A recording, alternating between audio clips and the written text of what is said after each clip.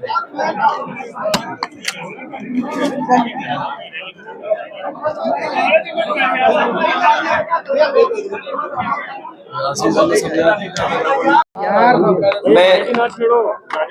शिक्षक सभा के सभी पदाधिकारियों का धन्यवाद देता हूं। उनका ये कार्यक्रम था। हमारी पार्टी के शिक्षक सभा के सभी पदाधिकारियों ने ये संकल्प लिया है कि आने वाले चुनाव में समाजवादी पार्टी और गठबंधन कैसे जीते, उस दिशा में लगातार काम करेंगे। और जहां कहीं भी वोटर लिस्ट या भारतीय जनता पार्टी का जो गलत प्रोपेगेंडा है, नफरत भरा प्रोपेगेंडा है, भेदभाव वाला प्रोपेगेंडा है, उसका जगह जगह पर जनता के बीच में अपनी बात रखेंगे और उसका मुकाबला करेंगे। भारतीय जनता पार्टी की सरकार में शिक्षा का स्तर गिरा है और हर स्तर पर गिरा है। कहने के तो ये सरकार विश्व गुरु बनना चाहती है, लेकिन दुनिया में जिस तरीके की शिक्षा व्यवस्था है, क्या हमारे भारत के और खासकर उत्तर प्रदेश के बच्चों को क्या वो शिक्षा मिल रही है? क्या प्राइमरी एजुकेशन में कोई बदलाव लाए हैं? क्या सेकेंडरी, हायर सेकेंडरी स्तर पे कोई बड़ा फैसला सरकार ने लिया है?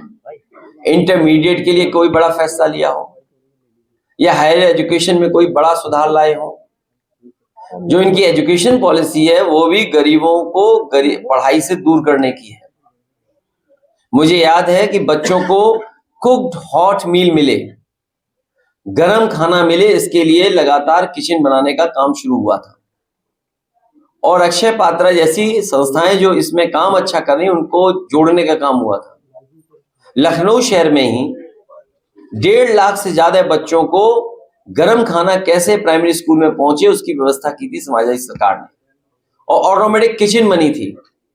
और इसी तरह की किचन हर जिले में बननी थी, जिससे कि बच्चों को समय पर और गर्म खाना खाने को मिल जाए। इस सरकार ने वो भी योजना रोक दी।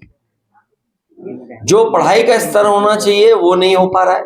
शिक्षक की भर्ती जिस बड़े पैमाने पे होनी चाहिए थी वो नहीं हो पा रही।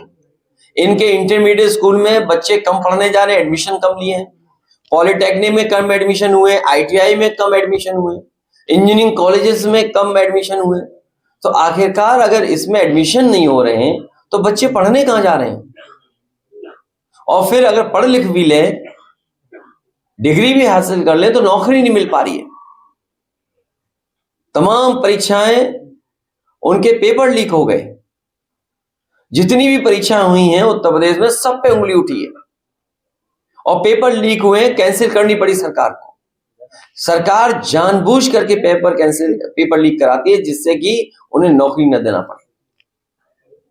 बेरोजगार इस बार और शिक्षक दोनों मिलकर के भारतीय जनता पार्टी को उत्तर प्रदेश सफाया करेंगे।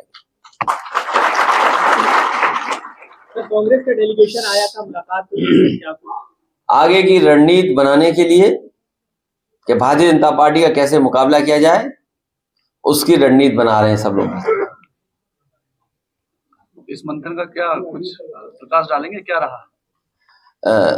संविधान के रक्षक एक तरफ होंगे, संविधान के भक्षक दूसरी तरफ होंगे।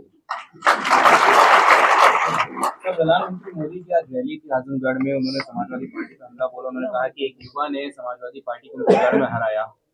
एक युवा ने, निरुआ की बात कर रहे थे, निरुआ युवा ने जो है उनके गढ़ में हराया। आजमगढ़ की जनता और उत्तर प्रदेश की जनता इस बार ऐतिहासिक परिणाम देगी, भारतीय जनता पार्टी का सफाया करेगी। चुनाव से ऐन पहले जो कमिश्नर हैं उन्होंने इस्तीफा दे दिया। इलेक्शन कमीशन से किसी अधिकारी का जाना पहली बार नहीं हुआ है। भारतीय जनता पार्टी की सरकार में कई बार ऐसा हुआ है जहां पर दबाव उन पर पड़ा है तो उन्हें नौकरी छोड़ करके जाना पड़ा है, आयोग छोड़ करके जाना पड़ा। ये पहली बार अधिकारी नहीं गए, इससे पहले भी अधिकारी गए छोड़ करके। तो सीधा सीधा सवाल खड़ा होता है कि आखिरकार जो कॉन्स्टिट्यूशनल बॉडी है, जो इंडिपेंडेंट बॉडी है, उस पर दबाव किसका है, और वो भी चुनाव से पहले। जी, पश्चिमी बंगाल में ममता बनर्जी जी अलग चुनाव लड़ने का सभी सीटों पर टिकट उन्होंने डिक्लेयर कर दिया है। आज उनकी रैली थी, मुझे जानकारी नहीं है, मैं क्योंकि कार्यक्रम में था, लोगों से मिल रहा था, मुझे जानकारी नहीं। सर, जयराम रमेश ने भी टीएमसी पर हमला बोला। उन्होंने कहा कि इंडिया ब्लॉक चाहता है कि बंगाल में भी वो साथ लड़े, लेकिन एक तरफा सीटें साझा करना ये ठीक नहीं है। चित्रकूट का एयरपोर्ट नेताजी और समाजवादी पार्टी ने बनवाया था, उसका उद्घाटन आज हुआ है। आजमगढ़ का एयरपोर्ट नेताजी और समाजवादी पार्टी ने बनाया था, उसका उद्घाटन हुआ है। मुरादाबाद का एयरपोर्ट नेताजी और समाजवादी पार्टी ने बनाया था, उसका उद्घाटन हुआ है। अरे ये सरकार अपना कुछ बनाए हुए का उद्घाटन करेगी कि दूसरों का ही उद्घाटन करती रहेगी? तो डबल इंजन की सरकार, और सोचिए कि एयरपोर्ट नहीं बना पा रहे, और जहां एयरपोर्ट बने भी हैं हवाई जहाज नहीं उतर रहे। अब एक रसूलाबाद में बनाया था हवाई पट्टी, सरकार बनते ही इन्होंने हवाई जहाज उतार दिया उस पर, और आज वह बबूल उग गया है। पूरी हवाई पट्टी पे बबूल है। अब बताओ बबूल कौन हटाएगा जाके रसूलाबाद से? तो ये केवल दिखावा है, चुनाव आ गया है इसलिए दिखाना है कि काम कुछ हमने किया है, वो भी दूसरों का काम का अपना काम बता रहे हैं। बताइए यार। आज शिक्षक सभा की बैठक थी, इनका मूल मांग क्या है जो समाजवादी पार्टी अगले लोकसभा चुनाव में मुद्दा बनाएगी? ओल्ड पेंशन तो है ही, और वित्त विहीन वालों की हमने मदद की थी, वो भी मुद्दा है, और शिक्षा का स्तर बेहतर हो, और शिक्षा मित्रों को जो समायोजन या जो व्यवस्था समाजवादी पार्टी कर रही थी वही रास्ता है शिक्षा मित्रों का, जिससे कि उसी तरह का शिक्षक की तरह वो काम कर पाएंगे। लेकिन शिक्षा मित्रों के साथ भी भारतीय जनता पार्टी ने धोखा किया।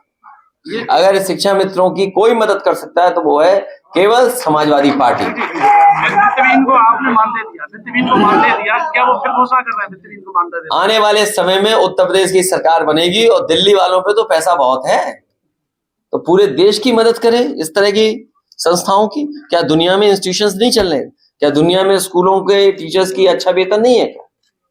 मानदेय की अंग्रेजी क्या है बता दो, उसी हिसाब से सब जगह मिलता है। वित्तहीन शिक्षकों को मानदेय देने की शुरुआत आपकी सरकार हमने किया था, 200 करोड़ बजट रखा था। भविष्य में जो सरकार ये दावा करती है इतना बड़ा बजट है, इतना बड़ा अगर बजट है तो वित्तहीन वालों क्यों नहीं मदद कर रहे हैं? हर बार ये सरकार आती है और कहती है इससे बड़ा बजट कभी पेश नहीं हुआ, तो उसका शिक्षकों को क्या फायदा? नगीना को लेकर कुछ बोलेंगे क्योंकि चर्चा में है।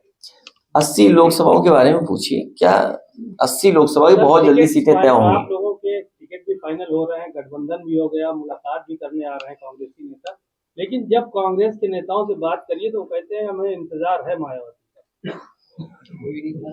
आज भी अविनाश पांडे ने बयान दिया कि अगर मायावती आती है तो उनका स्वागत है। ये पत्रकार साथियों, मैं फिर वो बात कहूंगा तो खराब लगता है आपको। जिसका दाना उसका गाना। ना, तो आप लोग भी बीजेपी के लिए काम मत करो। ना ये विषय नहीं बीजेपी के लिए काम मत करो, हमारा आपसे निवेदन है। क्योंकि हमें भी कभी कभी लगता है कि हम क्यों बार बार ये बात कहते हैं। नहीं कहना चाहिए, लेकिन क्या कहें, कहना पड़ता है। नहीं आज लेकिन वो बहुत जल्दी हो गए टिकट सब, हो जाएगा, तय हो जाएगी, पार्टी तय कर देगी, पार्टी तय कर देगी। टिकट मतलब अब तो घोषित हो जाना चाहिए, या तो फोन चलेगा तो मीडिया बताने में नहीं, पार्टी को तय कर देंगे ना, पार्टी तय कर देगी। तो क्या नामांकन में फोटो खींचने नहीं आओगे? तब देख लेना, नाम चला देना। तब जब आपने तय ही कर लिया तो डिक्लेयर हो जाना। तो ठीक है ना, उस समय नाम क्या देखोगे आप? नहीं तो फोटो नहीं खींचोगे आप उससे। गवर्नमेंट ने उसमें 100 रुपए कम किए एलपीजी पे, और आज बोला कि उज्ज्वला वालों को फिर से 1 सिलेंडर फ्री देंगे पुलिस से। देखिए इस तरह की चीजों को समझिए आप। ये सरकार पहले तो पैसा वसूल लेती है सबसे, वोट चाहिए तो थोड़ा कम कर दिया। आप सोचिए सरकार जब आई थी तब सिलेंडर का रेट क्या था? जब ये सरकार आई थी 2014 में तो डीजल पेट्रोल का रेट क्या था? जब ये सरकार आई थी तो सरसों के तेल का रेट क्या था? भूल जाओ इन बड़ी चीजों का। आप ये बताइए, जब 2014 में बीजेपी की सरकार आई थी तो 1 किलो नमक कितने रुपए का था और आज कितना है? तो ये मुनाफा किसको कमाने दे रहे हैं? तो ये मुनाफा कमा लेने देते हैं और उसके बाद 100 रुपए कम कर देते हैं। वो तो ये पार्ले जी से सीखे, पैकेट बड़ा था छोटा हो गया। इसे देखना बहुत जल्दी आपको यूरिया पाउच में मिलेगी छोटे में। आज आजमगढ़ में मुख्यमंत्री ने कहा कि 10 साल पहले आजमगढ़ क्या था, आज क्या क्या कहेंगे? देखिए, सैफई गए तो उन्होंने पता नहीं क्या क्या डकैतों की बातें बताई, पता नहीं क्या बातें बताई। वो भूल गए सरकार उन्हीं की थी उस समय, जब उन्हें खतरा था तो सरकार उन्हीं की थी। अब आजमगढ़ में बोला है, आजमगढ़ की जनता समाजवादियों के साथ। धन्यवाद। ठीक है, बहुत धन्यवाद सर। ये थक गया इसलिए धन्यवाद।